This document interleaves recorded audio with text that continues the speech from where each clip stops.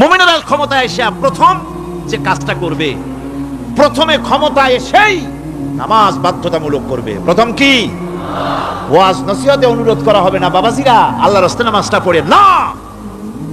Radio এবং টেলিভিশনের মাধ্যমে রাষ্ট্রপ্রধান অর্ডার করে দিবেন, যারা আকেল বালিগ সকলের জন্য নামাজ বাধ্যতামূলক, নামাজ পড়তেই হবে,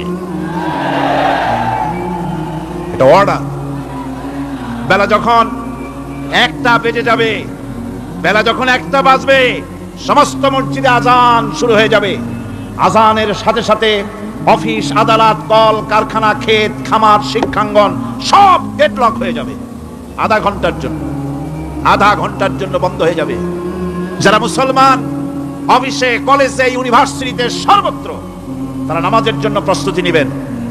আধা ঘন্টার ভিতরে নামাজ আর খানা সেরে আবার কলেজ চলবে, বিশ্ববিদ্যালয় চলবে, কল চলবে, কারখানা চলবে, ক্যান্টনমেন্ট চলবে, সেক্রেটারিয়েট চলবে, সব আপন গতিতে চলতে থাকবে। আল্লাহর রহমত, বরকত আকাশ ফেরে নাজিল হয়ে যাবে।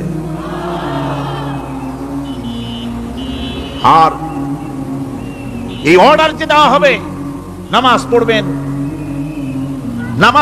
পড়বেন, সেখানে থানায় যখন আজান হবে, থানায় আজান হয়ে গেছে, থানার স্টাফ, পুলিশ যারা আছে জামাতে খাড়া হয়ে যাবে, ইমামতি করবেন ওসি সাহেব।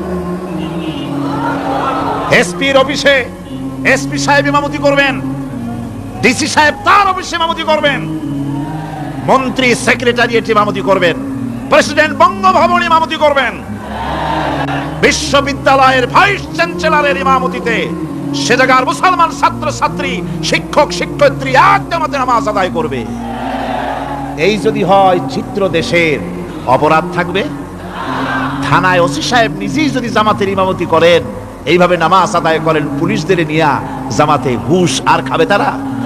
এসপি সাহেবের অফিসে, ডিসি সাহেবের অফিসে মন্ত্রীরা যদি ভাবে নামাজ কায়েম করে, তাহলে কি অন্যায় অপরাধ কিছু থাকবে সমাজে? থাকবে